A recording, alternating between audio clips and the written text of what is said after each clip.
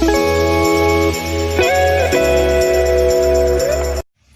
everyone, welcome to another interesting episode and edition of Conversations with Ekene.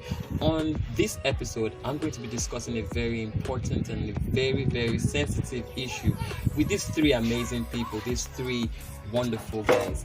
Okay, are you at that rooftop of your life? Are you at that point in your life where you feel like you just want to go overboard, you just want to end it, you just feel like the only option you have right now is to just take your own life? Well, hold our thought for a few more minutes, because on this conversation we're going to be discussing suicide, and I'm sure that you're going to have an amazing time listening to this. So I'll see you at the end of this.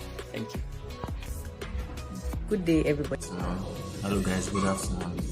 My name is Ndiko Chukudalo. Hi, my name is Salami. So we're talking about a very interesting topic: suicide.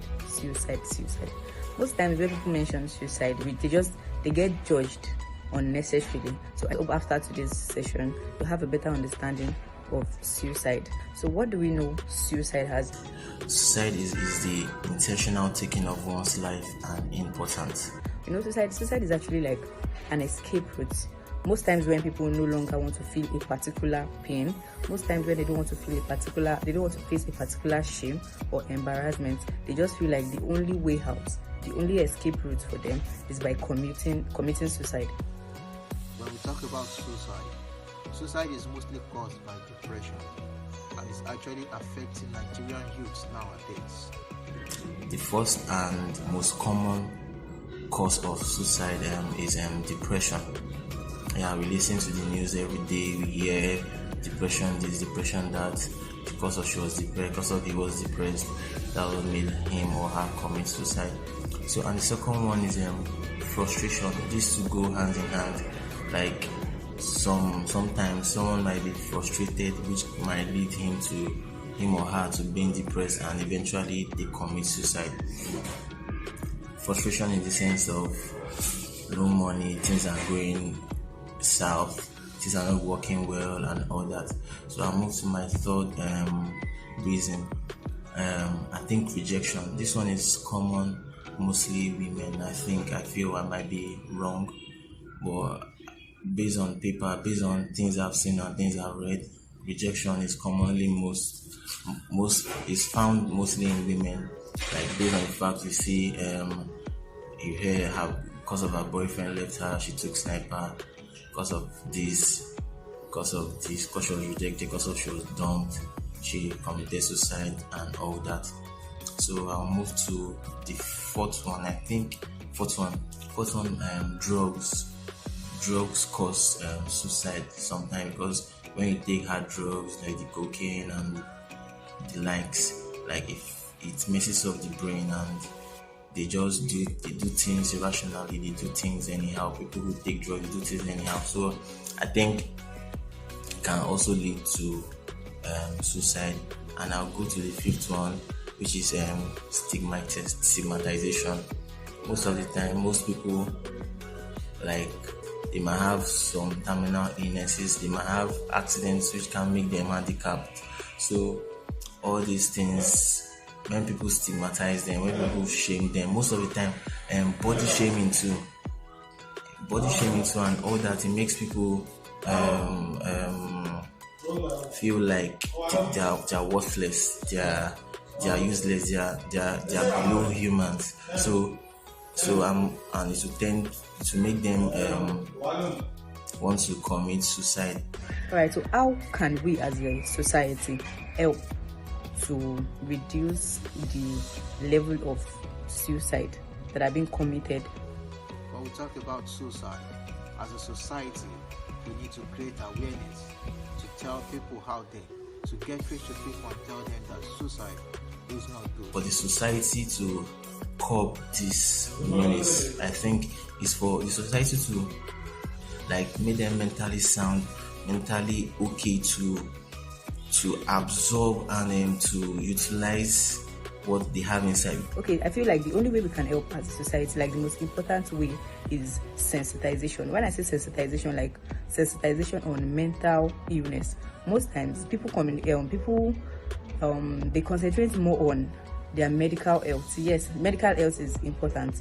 It's as important as mental health. There are a lot of people who are working today. There are a lot of people who claim to be happy. There are a lot of people who claim to be cheerful today. But the truth is, they are actually not healthy mentally. They are going through either one thing or the other. But they find it very hard to talk to people. And the reason is because most times when they tell people about what they are going through, when they tell people about things that is happening to them, the only thing people tend to do is to do what? Judge them. So rather than being judged, they would rather what? Keep quiet. And most times when they keep quiet, it affects a whole lot of things in their mental health.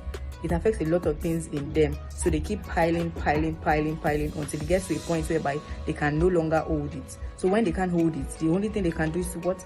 Commit suicide. That is why people really commit suicide. So as a society, if we have a government who can help us understand what mental health is all about, how to guide our mental health with jealousy, how not to let people's words cut too deep into us, how to be contented and the likes, things like that can actually help. And another way I think the society can help curb this situation is like maybe they can hold a talk show or like a seminar to let people know the importance of staying alive, because I think most people don't know.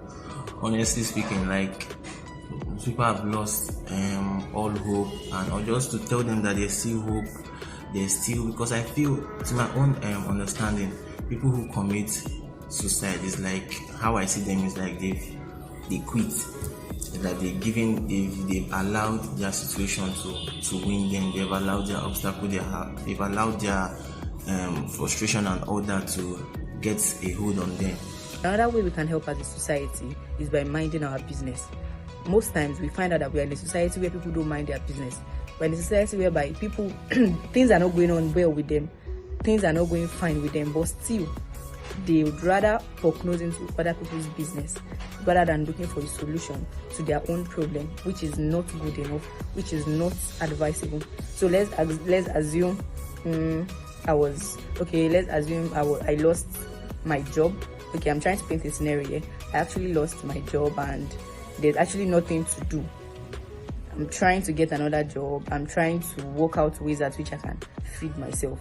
But when I'm in a community whereby the only thing they do is mock me, and it's not like I'm not trying to get a job, like I'm trying really hard to, but it's not just happening. I probably tried to start a business and business also is not running. Things like that can be really frustrating. So imagine you're going through something like that. You're finding it hard to eat. You're finding it difficult to feed yourself, and you're not in an environment whereby all they do is to mock you, to just make you feel worthless, to make you feel like all of your effort is actually waste. Things like that, it gets really deep. It cuts really deep into people. Because when you're in an environment where all you do is get encouraged, you don't get mocked, you don't get laughed at and the likes, it will be easier for you to roll. But I think everything still boils down to mental, to help shaping their mental capability again and all that, because not everybody can be hard. And yes, is there any other solution rather than committing suicide? Yes, there is a solution, and that is trusting God 100%. Trust in the Lord with all your heart. Lean on your own understanding. In all your ways, acknowledge Him, and He will make your path straight. He created you. He created you for a reason. He created you for a purpose.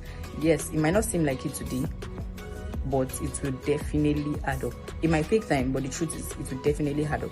That is one thing I know for sure. So, one way to, like, the other way out rather than suicide is by trusting God 100%. Aside from trusting God 100%, you have to believe in yourself. You have to love yourself. You have to trust God on your own life. You don't have to be you don't have to be carried away with what is happening in the life of others. Everybody has their race to run.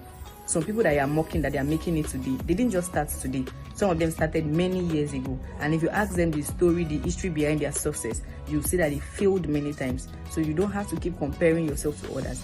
And meanwhile, there are some people whereby they went through the fastest track. You don't know what tomorrow holds for them. You don't know the kind of sacrifices they've made to be where they are. So if you can love yourself, mind your business,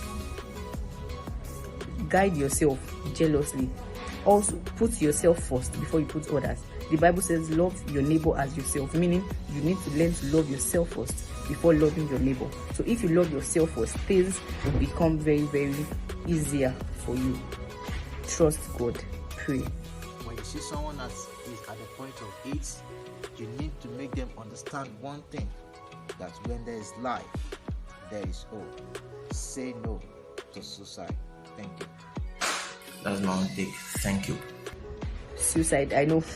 Actually, suicide is a very, very large topic, but I'll just stop here because a lot of things actually lead to suicide, and the major one is depression. And what leads to depression is sadness. But that will be for another day. Thank you.